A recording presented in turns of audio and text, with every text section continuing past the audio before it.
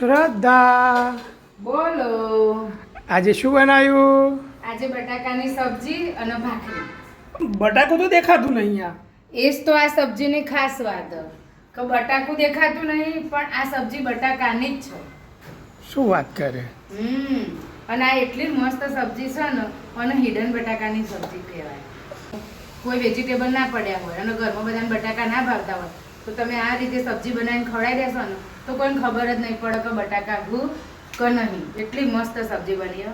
તો આપણે ટ્રાય કરીએ, બરાબર? તો મોટા પાણી આવે ચાખવીએ. જો દેખાય તો જોરદાર. કેવી લાગી ફર્સ્ટ બાઈટ? જોરદાર, બહુ મસ્ત સબ્જી છે. તો ચાલો ત્યાં હું તમને રેસીપી બતાવી દઉં. તો એના માટે મેં આ એક મીડિયમ સાઇઝનું બટાકું છોલીને ધોઈને નાના ટુકડામાં કટ કરી લીધું હતું. હવે આપણે એનું મિક્સર જારમાં પીસી લઈશું. બસ આવી રીતે પ્લેન બટાકું જ મિક્સર જારમાં વાટી દેવાનું.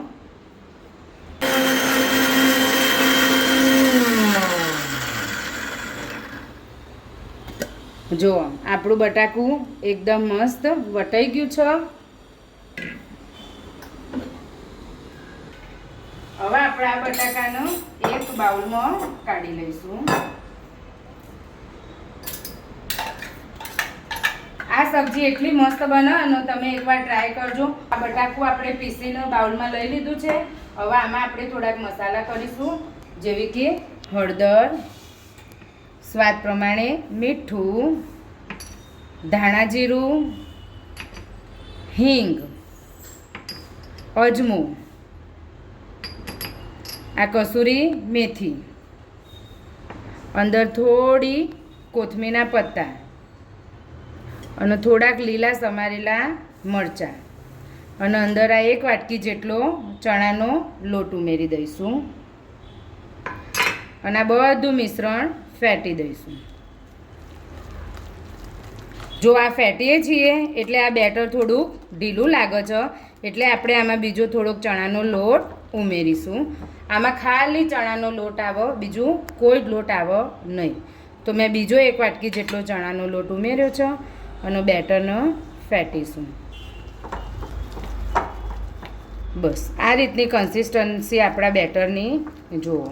આ રીતની કન્સિસ્ટન્સી થઈ જાય ત્યારે આપણે અંદર થોડું તેલ ઉમેરીશું, 2 ચમચી જેટલું, વધારે નહીં, 1 થી 2 ચમચી જેટલું તેલ નાખવાનું છે અંદર. અને ફરી પાછું બેટરનું બરાબર ફેટી લઈશું. આ બેટર આપણું કમ્પ્લીટ ફેટાઈ ગયું છે. આ કન્સિસ્ટન્સી આવી ગઈ છે. હવે આપણે આના નાના નાના ભજીયા બનાવીશું. એકદમ નાના નાના ભજીયા બનાવવાના છું. એના માટે મેં આ તેલ ગરમ કરવા મૂકી દીધું છે. આપણું તેલ ગરમ થઈ ગયું છે. હવે તેલમાં નાની નાની ગુજિયાઓ પાડીશું. આ રીતની બહુ મોટી ગુજિયા નહીં પાડવાની. આ રીતે તમે એકવાર સબ્જી બનાવી જોજો, બહુ જ મસ્ત લાગશે. આમાં બટાકું દેખાય પણ નહીં અને કહેવાય બટાકાની સબ્જી. આનું શું નામ આપવું ને એ તો મને ખબર જ નહીં પડતી, પણ લાગે બહુ મસ્ત. એટલે મને એમ થયું કે લાવો તમારા લોકો સાથે બી આની રેસીપી એકવાર શેર કરું. એના માટે મેં સ્પેશિયલ આજે આ વિડીયો બનાવ્યો. તો તમારા મગજમાં આવે કે આપણે આ શાકનું શું નામ આપી શકીએ તો મને કમેન્ટ કરજો અને એકવાર આ સબ્જી બનાવવાની ટ્રાય કરજો. ખરેખર બહુ જ મસ્ત લાગશે. સાચી વાત હો.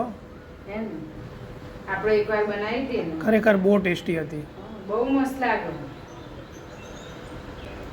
અને કેવું કે ઘરમાં કોઈ શાક ના હોય, ખાલી બટાકા પડ્યા હોય તો એ આપણું તો કામ થઈ જાય. હું બનાવું એ માથાકૂટ રહે નહીં. આવી રીતે મીડિયમ ટુ લો ફ્લેમ પર એકદમ નાના નાના ભજીયા બનાવવાના.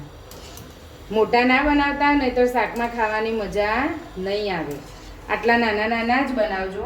આનથી બી નાના બનાવો ને તો આનથી બી નાના બનાવજો, વધારે મજા આવશે. જો આવી રીતે આપણા ભજીયા, નાના ભજીયા ગોલ્ડન બ્રાઉન થાય ત્યાં સુધી તળવાના.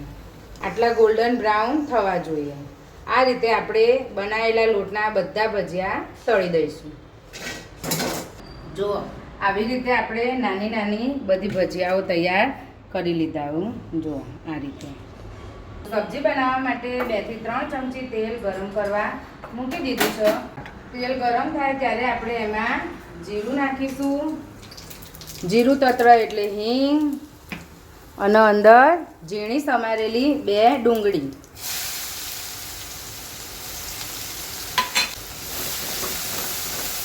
ડુંગળીનો થોડીક ચડવા દઈશું.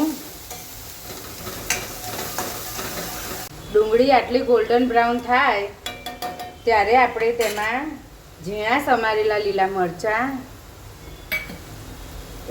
2-4 લીમડાના પત્તા, 1 નાનું બાદિયા ફૂલ, આટલું જ લેજો, આખું ના લેતા નહીં તો ફ્લેવર વધી જશે, અને 1 આટલો નાનો તજનો ટુકડો ઉમેરી દઈશું. એનો થોડું મિક્સ કરીને પછી આપણે અંદર ટામેટાં ઉમેરીશું. ટામેટાં નાખીએ ત્યારે આપણે અંદર સ્વાદ પ્રમાણે મીઠું ઉમેરીશું, જેથી ટામેટાં ફટ લઈને સોફ્ટ થઈ જાય. અંદર આટલો આદુનો ટુકડો છીણીશું. આ આદુ મેં ધોઈને લીધું છે. હવે એને આપણે છીણી લઈશું, જેથી આપણા શાકનો ફ્લેવર બહુ જ મસ્ત આવે.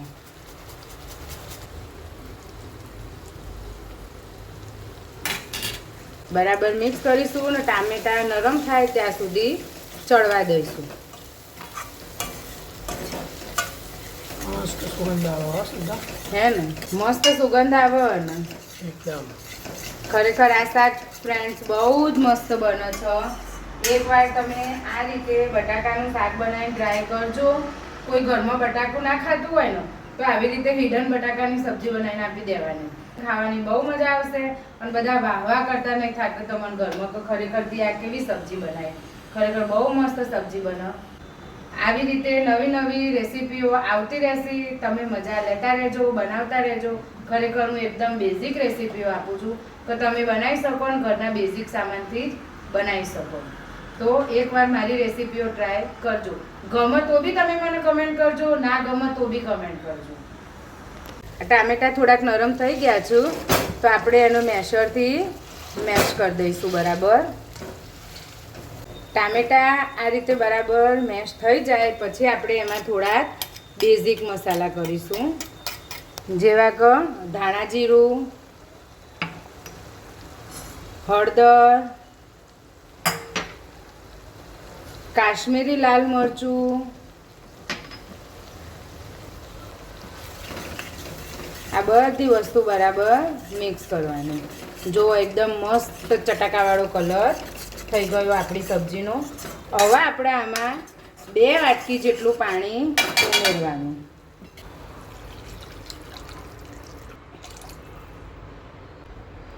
આ પાણીનો બરાબર ઉકળવા દેવાનું. જો પાણી આ રીતે ઉકળે ત્યારે આપણે એમાં તળેલા ભજીયા ઉમેરી દઈશું.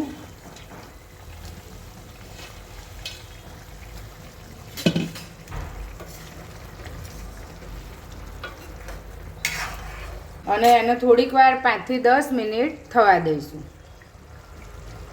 5 થી 10 મિનિટમાં તેલ છૂટું પડે ત્યારે આપણે તેમાં કોથમીર અને કસૂરી મેથી ઉમેરીશું. જો આ રીતે તેલ છૂટું પડે ત્યારે એમાં થોડી ઝીણી સમારેલી કોથમીર અને કસૂરી મેથી ઉમેરી દઈશું અને ફ્લેવર આવે ત્યાં સુધી 2 થી 5 મિનિટ ચડવા દઈશું. જો કેટલું મસ્ત શાક આપણું રેડી થઈ ગયું છે.